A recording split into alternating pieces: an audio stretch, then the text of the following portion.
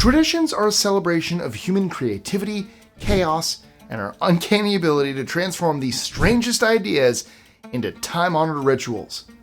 That's why this list exists, because, let's be honest, people are weird. Brilliant, hilarious, and occasionally gross, but weird. And nowhere does that show more than in the strange traditions we've cooked up across the globe.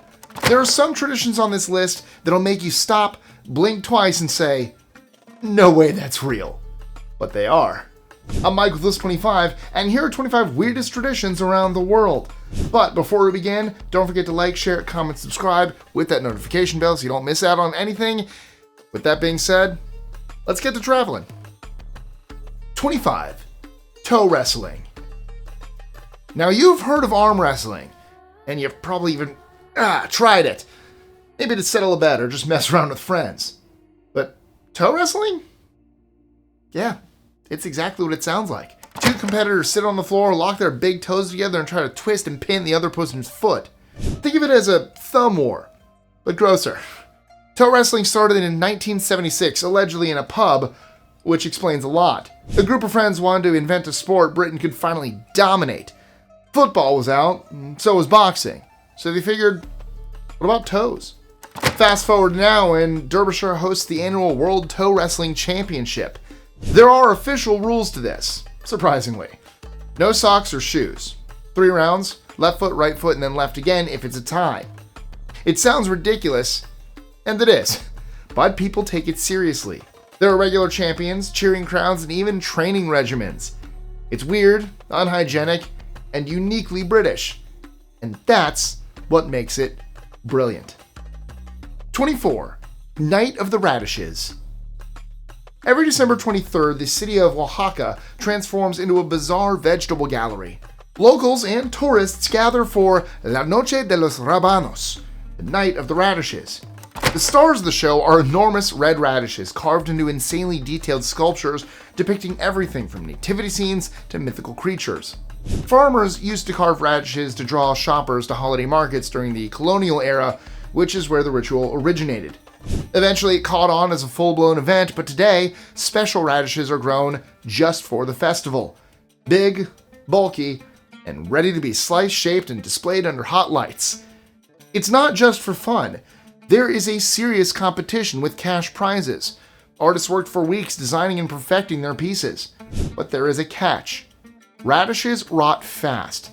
By the end of the night, most sculptures wilt. Still, the crowds love it. And it's quirky, oddly beautiful, and a perfect example of turning something ordinary, like a root vegetable, into a moment of creative celebration. 23. Monkey Buffet Festival. In Lopburi, Thailand, there's a festival where the guests of honor are monkeys, and there is a buffet just for them. Every year, the ancient temple of Pra Pang Samyot hosts a massive feast for thousands of macaques living in the area. Locals prepare over 2 tons of fruits, vegetables, sticky rice, and they lay it out on elaborate tables. The monkeys swarm and devour everything in sight. And they're not polite about it either. It's chaos. Food is flung here and there, fights break out. This isn't just a feel-good act. And this isn't just a feel-good act. Monkeys are seen as sacred and bringers of luck in Thai culture, and feeding them is believed to attract prosperity. It also boosts tourism. Travelers from around the world come to witness the madness. 22. La Tomatina. Buñol, a quiet town in Spain, turns into a war zone every August. Uh-oh, that's now. But instead of bullets or bombs, it's tomatoes flying through the air. Welcome to La Tomatina, the world's biggest food fight. The tradition started in 1945 when a parade got out of hand and someone lobbed a tomato at a performer. People joined in, chaos erupted, and a messy tradition was born. These days, it's fully organized. Participants buy tickets, the town brings in trucks full of overripe tomatoes, and at the sound of the cannon, it is game on. For exactly 1 hour, thousands of people pelt each other with tomatoes. You're required to squish them before throwing to reduce injuries, but, well, that's about it. By the end, the streets are coated in red sludge and people look like horror movie extras. Afterwards, the streets are clean and everything is back to normal. Until next year. 21. Cheese rolling. At Cooper's Hill in Gloucestershire, England, a wheel of cheese is rolled from the top of a near vertical slope, and dozens of people throw themselves down after it. And that's it. That's the whole event. It's called cheese rolling. And yes, it is just as dangerous as it sounds. The cheese in question is a 9-pound wheel of double Gloucester. The game is that the cheese is given a 1-second head start, and then competitors hurl themselves downhill. Most don't run so much as tumble, limbs flailing, bodies flipping, faces grinding into the grass. Injuries are common: sprains, concussions, broken bones. There are medics on site every year, and even they're not shocked anymore. The winner isn't the one who catches the cheese. Almost no one does, but the first to reach the bottom. They get to take the cheese home. It's fast, it's brutal, and it's ridiculously entertaining. 20. Famadian. In Madagascar, funerals are not the end of a relationship. They're just the beginning of a different kind. Famadian, or the turning of the bones, is a ritual in which families exhume the remains of their ancestors, rewrap them in fresh cloth, and parade them through town to the beat of live music. For the Malagasy people, it's a colorful celebration of life, memory, and family, even though it may appear macabre to others. The ritual is meant to reinforce the connection between the living and the dead, showing that loved ones are never truly gone. Families congregate in great numbers, sharing food, telling stories, and dancing with the remains. Famadian can be costly, but many believe it's a vital tradition worth that cost. It's not about mourning, it's about honoring. Joyful, spiritual, and rich with meaning, it turns the idea of death into something deeply communal and surprisingly uplifting. 19. El Calacho. In Castrillo de Murcia, Spain, the devil jumps over babies. That's not a metaphor. That's the whole point of El Calacho, a tradition dating back to 1620. As part of the Corpus Christi festival, newborns are laid on mattresses in the street, while men, dressed as devils, El Calacho, leap over them in a public cleansing ritual. The act is meant to purify the babies of original sin and protect them from evil spirits. After the leap, a blessing follows, completing the ritual. It blends Catholic symbolism with older, possibly pagan elements, and while the church doesn't officially endorse it, the tradition endures. It looks dramatic and even risky, but it's remarkably well organized and carefully performed. No injuries have ever been reported over centuries of practice. Bold leap of faith. Literally. Babies! I would have stepped all. That was not a good leap. I don't have much room. Oh, I would have squished the baby. Don't let me do it. 18. Hadaka Matsuri. Japan's Hadaka Matsuri, or Naked Festival, is one of the country's wildest and most energetic events. Held every February, most famously at Saidaiji Temple in Okayama, it features thousands of men wearing only loincloths, undoshi, wrestling in the freezing cold to seize sacred sticks called shinji. The man who grabs one of the two sticks and holds onto it through the throng is said to receive a year of good luck. But it's not easy. Everyone gets drenched in frigid water to cleanse their bodies before entering the temple. The air is cold, and the crowd is dense. The event has roots in ancient Shinto purification rituals and symbolizes endurance, strength, and renewal. Participants often train beforehand, and locals gather to cheer, celebrate, and share in the spiritual excitement. What might look like madness to us tourists is, to many Japanese, a cleansing act of courage and spiritual grit. 17. Korentovanje. Every February, Slovenia's streets come alive with bells, fur, and fearsome masks for Korentovanje, a centuries-old festival designed to chase away winter and welcome spring. The Kurents are the focal point of the festival. They're characters with clattering cowbells, tall feathered headdresses, and thick sheepskin garments.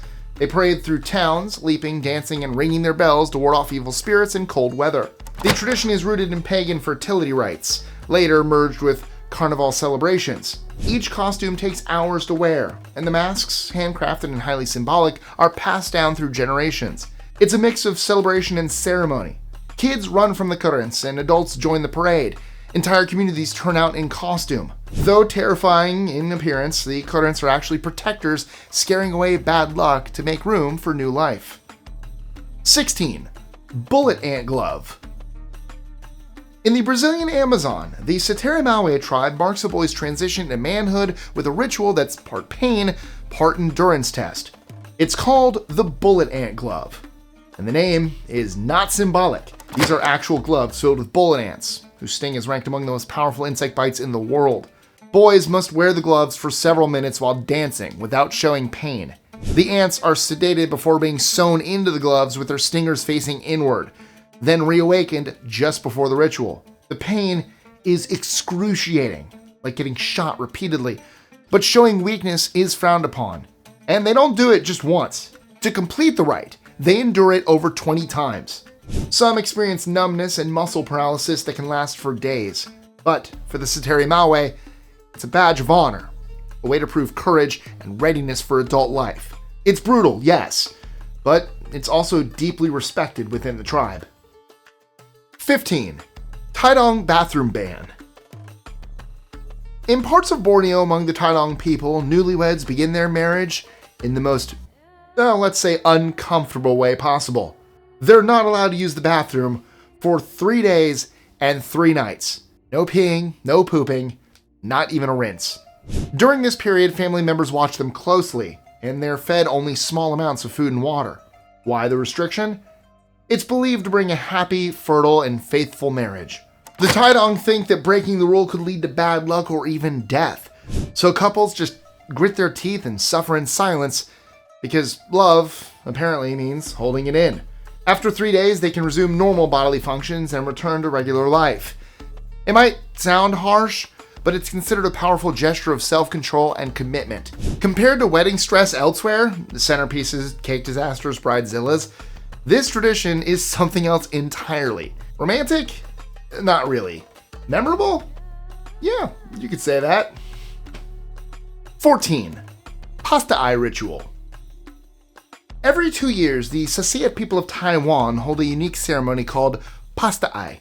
It pays homage to the ghosts of a mythical short-statued tribe that is thought to have once resided among them. The ritual is both a celebration and a form of reconciliation for past wrongs. Participants wear traditional clothing and perform dances and chants believed to invite the spirits.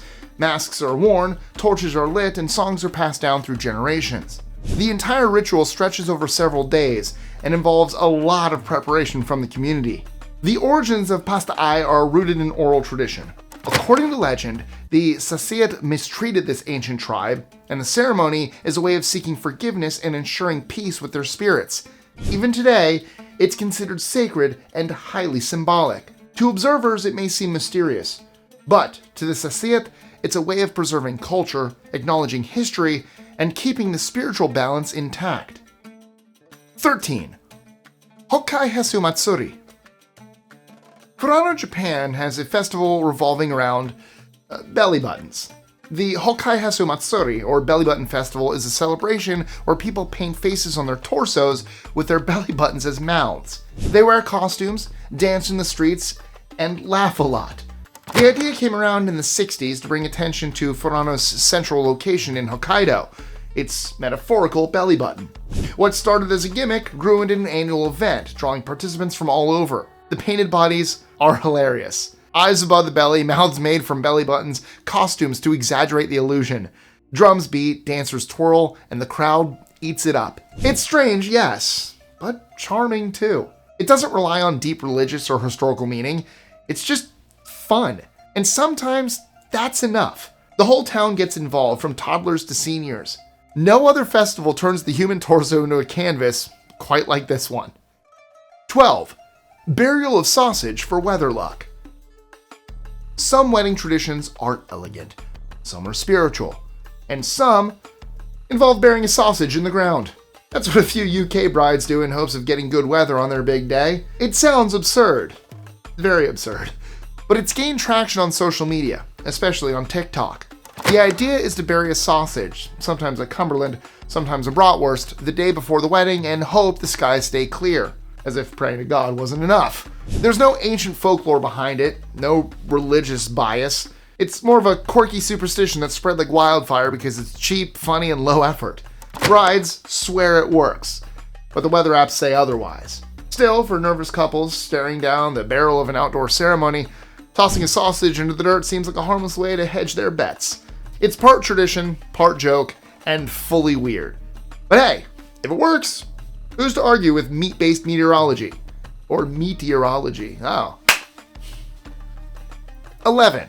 Spitting on babies. In Greece, it's not uncommon to see someone pretend to spit 3 times toward a baby.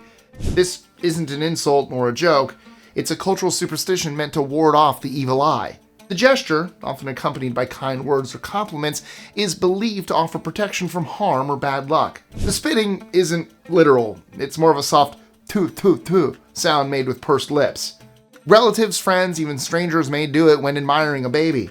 It might seem strange to outsiders, but it's widely accepted and often done with affection. The evil eye mati in Greek is a strong belief in many Mediterranean cultures. People wear blue-eyed charms and perform rituals to counteract it. The spitting gesture is just one more layer of spiritual armor, passed down for generations. To some, it's odd. To Greeks, it's just how you keep the baby safe, and maybe bring a little good luck, too. There you go, guys. Good luck to all y'all. 3 times, sorry. I think I'm actually spitting. First, I'm going to jump on babies, then I'm going to spit on them. I'm so sorry, babies. 10. Furniture throwing on New Year's. In Johannesburg, some New Year's Eve celebrations involve more than champagne and fireworks. In certain neighborhoods, people literally throw old furniture out their windows. Chairs, couches, even appliances. Anything they want to get rid of comes flying down. Why? It's symbolic. Tossing out old stuff is a dramatic way to leave the past behind and start fresh. It's also a nod to shedding burdens, making space for new beginnings. But the practice isn't without controversy. It's dangerous. People can get hurt, cars get damaged, and every year, city officials warn residents not to do it. Still, the tradition survives in pockets of the city. It's bold, it's risky, unapologetically loud, and it definitely makes a statement about saying goodbye to the old year. It's not the safest tradition in the world, but it's one way to let go. 9. Funeral strippers. In parts of rural Taiwan, funerals can come with an unexpected feature. Strippers. Yes, pole dancers hired to perform at wakes. It may sound outrageous, but the practice is rooted in beliefs about honoring the dead with a lively send-off. The idea is that big, bold funerals attract more mourners and impress the spirits. More guests mean more blessings for the deceased in the afterlife. Entertainment, which includes dancing, singing, and yes, exotic performers, is meant to keep the crowd engaged and turn the event into a celebration of life. Not everyone in Taiwan supports the tradition. It's controversial and has been criticized for being disrespectful or inappropriate.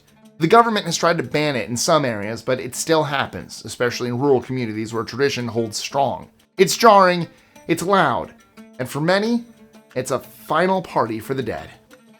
8. Casu Marzu. Sardinia, Italy is home to one of the world's most infamous cheeses, Casu Marzu. It's a pecorino that's been taken far beyond fermentation. It is deliberately infested with live maggots to break down the fat and give it an ultra-soft texture. Yes, the maggots are alive when you eat it. And no, it is not legal in most of Europe due to health concerns. But locals swear by it. And it's still available on the black market or shared privately among Sardinians. Some people remove the maggots before eating, while others just dive right in. Either way, it is not for the faint of heart. The taste? Pungent, strong, and unforgettable. It's a food tradition that's deeply polarizing. To outsiders, it's revolting. To locals, it's a cultural heritage proof of Sardinia's culinary boldness. Love it or fear it, Casu Marzu earns its reputation as the most extreme cheese on the planet. 7. Whistling at night. In parts of Turkey, whistling at night is considered a big no-no. Why? Folklore says it invites evil spirits or even demons. It's one of those deep-rooted superstitions that lingers, especially in rural areas. People warn their kids not to do it. Elders frown at nighttime tunes. Some say you're summoning snakes. Others believe you're attracting trouble from the unseen world. It's not a joke. It is a serious belief in some communities. The superstition also exists in other cultures. In Japan and Korea, similar warnings apply. But in Turkey, it's particularly strong and taken to heart. Even if fewer people believe in it today, the habit remains. Better safe than spiritually sorry. So if you find yourself walking the quiet streets of a Turkish village after dark, maybe just hum instead. 6. Kanamari Matsuri. Every spring in Kawasaki, Japan, the streets fill with giant pink, black, and steel phalluses. Kanamari Matsuri, Festival of the Steel Phallus, is exactly what it sounds like. A joyful celebration of fertility, safe childbirth, and protection from sexually transmitted infections. The festival dates back to the Edo period, when sex workers prayed at Kanayama Shrine for protection from disease. Today, the event features massive phallic floats, themed candy, street food, and lots of laughter. It also raises money for HIV/AIDS awareness and research. Tourists often come for the shock value, but locals treat it with humor and respect. It's a party, yes, but it's also a nod to Japan's long history of fertility rites. 5. Uphelia. In Shetland, Scotland, every January, locals throw one of the most dramatic Viking-themed festivals in the world, Uphelia. Men dressed as Vikings march through the streets with flaming torches, culminating in the burning of a massive wooden longship. The event celebrates the island's Norse heritage, and preparations take months. Costumes are intricate, torches are handmade, and the Jarl, the Viking chief for the night, is chosen a year in advance. The sight of hundreds of flaming torches moving in unison is breathtaking. Once the longship is set ablaze, the crowd sings, cheers, and then heads off to after parties that last until morning. It's loud, fiery, and deeply rooted in local pride. 4. Winter Swimming Festival. In the Danish town of Skagen, winter hasn't just endured its embrace. Every January, courageous people get together for the Winter Swimming Festival, when they swim in the icy North Sea, occasionally encircled by snow. It's not just about the thrill. Many Danes believe cold water swimming boosts the immune system, improves circulation, and elevates mood. Swimmers run straight from the icy water into saunas or hot tubs set up along the beach. Some come in costumes. Some go in swimsuits. Others wear nothing at all. It's equal parts invigorating and insane, but in Denmark, it's practically a badge of honor. Stupid sexy Flanders. Feels like I'm wearing nothing at all. Nothing at all. No, that's just what I thought of. 3. Pushkar Camel Fair. Every year in Rajasthan's holy town of Pushkar, the desert becomes the site of one of the world's largest camel fairs. It began as a livestock trade event and has now grown into a huge cultural celebration. They parade, adorn, and trade thousands of camels. Events include camel races, beauty pageants, and even camel dancing. In addition to the animals, the fair has food vendors, Ferris wheels, folk music, and dances. It's dusty, colorful, and bustling with energy. Part marketplace, part carnival, and entirely unique. I used to have a camel saddle when I was a kid. Just another fun fact about camels. About me involving camels again. 2. Battle of the Oranges.